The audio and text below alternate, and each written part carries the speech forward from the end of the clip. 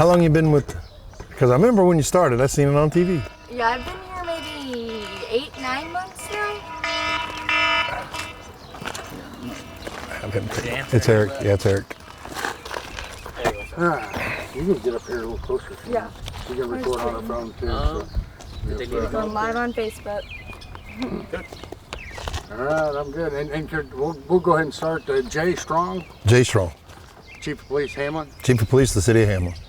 Okay, Jay. I guess kind of tell us what transpired the last 20 or so hours. Well, I'm very pleased to announce that Skylar Beach was located in Hamlin, Texas today at 11:30 a.m.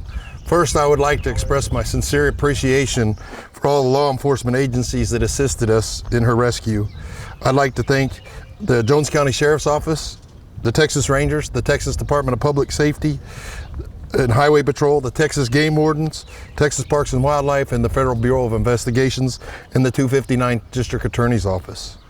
Skylar Beach was reported missing and was to be with a guy named Terry Jeter yesterday and was expected to return home around 8 p.m. on the 30th of April. The Hamlin Police Department was notified at 10 p.m. that Skylar had not been home, and we were involved in the case and she failed to return. In the morning at 6 a.m. an Amber Alert was issued for Skylar's return, and the law enforcement search continued throughout the night. Skylar was found in the custody of one Terry Jeter today, and an active law enforcement investigation is in the process, and it's still going on at this time. I can't talk about the circumstances of the event of that investigation, but we are so grateful for the community support and those of our fellow law enforcement agencies. You say she was found here in Hamlin. How far away from the house was her home was she found? It would be a couple miles. A couple miles? Yes, sir. And was she with the person that she left with? Correct. Terry Jeter. Do you expect any charges to be filed? I can't speak to that at this time due to an ongoing investigation, but we are looking into that. Several people got this Amber Alert this morning, and they're kind of concerned and wondering, now that she's found, where has she been the last 20 or so hours? We're still looking into that answer also. We don't have that answer as of yet. Like I said, it's an active investigation. We look to get those answers. And what kind of shape was she in? Was she healthy? She was healthy. She was in good spirits.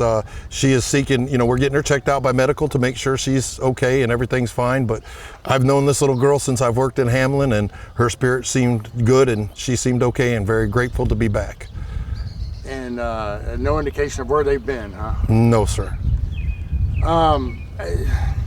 You hear these Amber Alerts and you see them all the time, and it's kind of a gut punch, but when they kind of have a little bit of a happy ending like this, how does it make you feel as chief? These are my kids. This is my town, and it's like winning the World Series. Being in law enforcement, you don't get many victories, and you don't get a lot of happy endings, but this is probably the happiest ending I could say in my law enforcement career, and that's a lot of years. And I'm very proud of my officers. I'm very proud of each and every officer who waded through the waters, the muds, and the alleys, and the abandoned houses to bring this little girl home safely.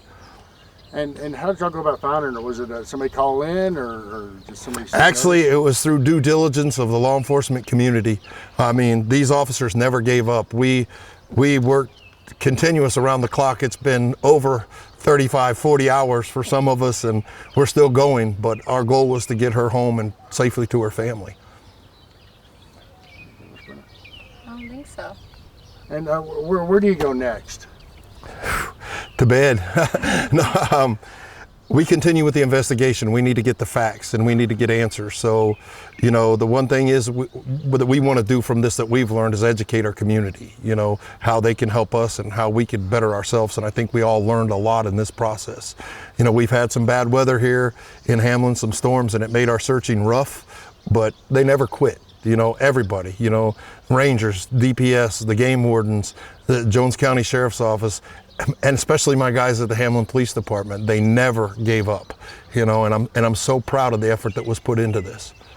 Has she been reunited with her family yet? No, sir. She is on her way to get checked out at medical, so we expect that to happen very shortly. And we're medical in Abilene, or? Yes, sir. Okay.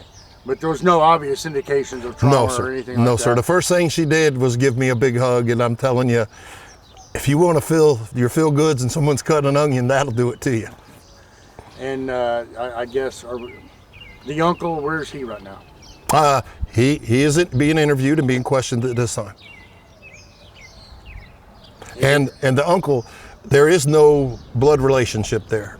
It was a family friend, so that was a misnomer that was out there and started in the in the rumor community, but there is no blood relationship between the two. Okay, so he was just a family friend. Family that friend. They kind of referred to as uncle. I Yes, guess, sir. Or, okay. They had known each other for quite some time.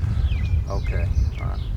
Anything else you want to add, Chief? I just want to say thank you to everybody again. Thank you all for coming out and helping us get this word out. And thank you to the law enforcement community, the citizens of Hamlin, the people, the fire department of Hamlin. I forgot them, our volunteer fire department. They were out here all night with us, all evening last night. And, there's just people that their main concern was not their own, but those of this little girl and her family. And I tell you, you can't find a better group of people, and I'm so thankful for them. Are you able to tell us if the family friend has any kind of criminal background? I do not have that answer at this time. I mean, we are kind of focusing on the reunification, and we're letting the folks to be do their thing, and the interviews are going on. Our main concern was getting her home safely. Good. That's good. Thank you, Chief. Thanks, guys.